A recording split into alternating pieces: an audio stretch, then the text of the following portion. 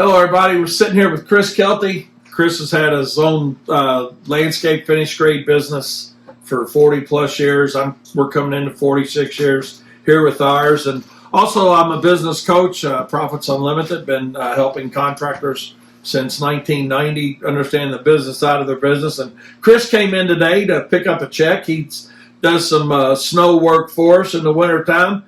And he got to talking about almost getting thrown off of a Facebook page because he voiced his opinion on why he had nice trucks, you know. And yeah. I'll let you tell the story, Chris. You'll tell it much better than I did, but you know. I was looking through reels on Facebook like I usually do, and so a reel comes on. It shows this old white step-side truck pulling in with an old Bobcat on the back and a trailer, and he says, this is a guy I look for on the job site all the time. He's the guy making money. He don't have all those new shiny trucks and all that money spent. He's the one out making money because he's running on old equipment, and he's the one that I look for when I get to a job site. And I thought now I'm just going to tell you that offended Chris because Chris chromes everything out.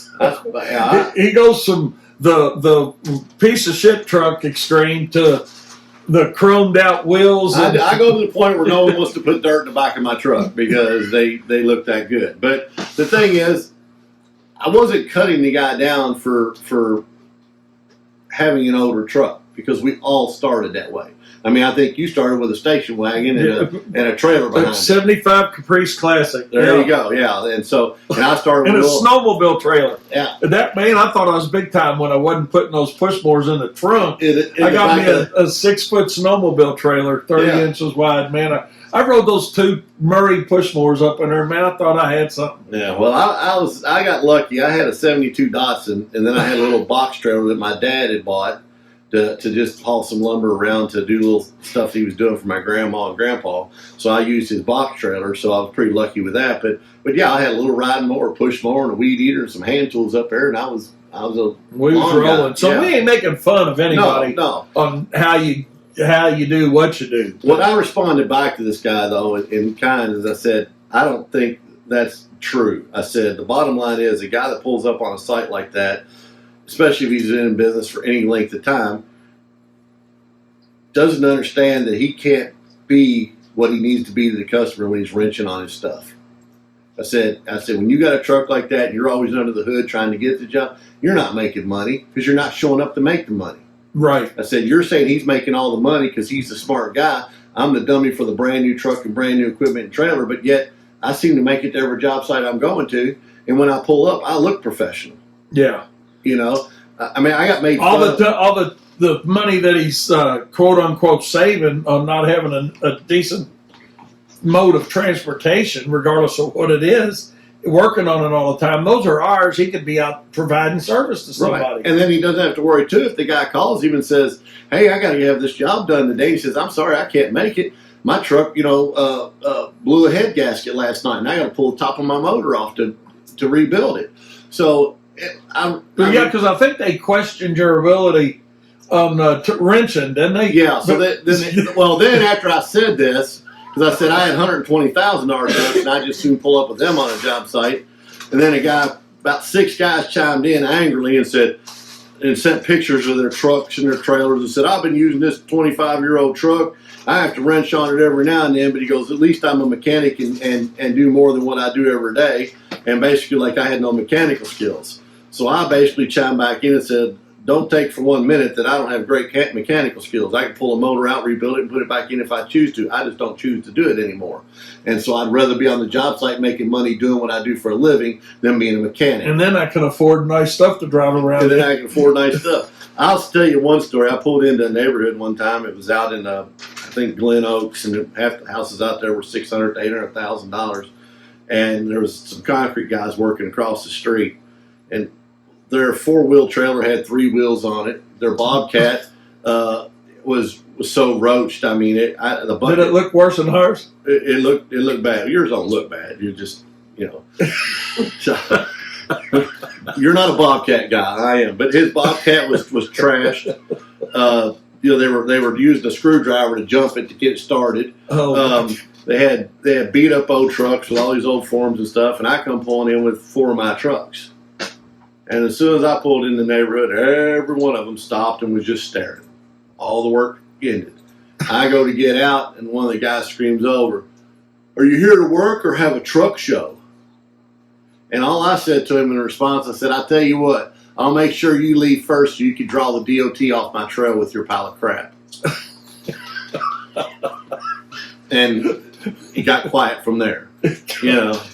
So, I mean, but, you know. Truck show. Yeah, I mean, everything was washed, waxed, armor all. It looked like it was brand spanking new. And it was. And I mean, but that's the way I keep all my stuff. You do keep your stuff very, you very come well. visit me, and I got a 2012 truck at the shop, and you would think that rode out of the showroom yesterday. Yeah. The interior's that clean, the exterior. I tell everybody, there's no such thing as a work truck. There's trucks you work out of. Yeah. The bed is for the material. I talk about that a lot, man. Yeah. When I'm talking to guys in my seminars, Yeah. I'll say, I got a buddy, Chris Kelty. He says, we don't have work trucks. We got trucks we work in. Yeah, exactly. You know, You're to get in them, driving to a job site, your materials. Because that's the excuse. Well, it's just a work truck, and they throw something else in Well, it. they use it as a stopping block when they're putting stuff in it with materials with a bobcat. It's like, how do you know when you're over the truck? Well, when I hit the side of it, that's when I know to dump it in there. Yeah. No, I go to the quarries and I get out, and the first thing I do is go to the loader and say, "You see that truck? The material goes in the bed, not on the exterior." Especially when you're buying bulk material. When you're buying stuff that they weigh by the ton, you got to get on a scale. I told that guy, I said, "I don't care if you come up to my truck 19 times to give me 5 tons. Just don't spill it all over my truck because you're putting it in it."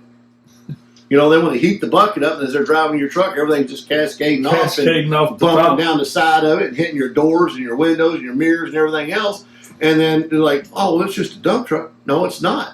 I mean, I got more money in my dump trucks than I do my personal driver vehicle. Yeah, I hear you, man. So, yeah, there's no reason. Everybody has to start somewhere. I'm not cutting anyone down that has an older truck, an older trailer.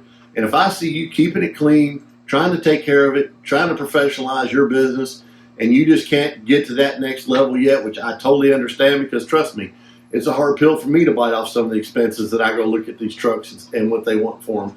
But if you're at least making that effort to keep your stuff intact and don't have a 4-wheel trailer that has 3 wheels on it, Yeah. you know, You don't have to have new stuff, but soap and water is cheap. it is. And a little bit of Vicare attitude. That's right. You know, a power washer and soap go a long way to keeping stuff looking nice. It doesn't have to be brand new, but man, keep it looking nice. Well, that's Keep what the Jim from image Bluegrass used to tell us. He'd go to a seminar and he'd say, "Guys, these mowers like water. You're not hurting it by washing them."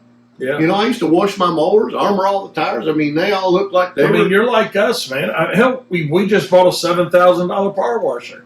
Exactly. You know, why? Because we want our shit to look nice. I mean, Well, and the thing is, keep when it it's clean, up. and I'm going to tell you right now, too, this is another good point.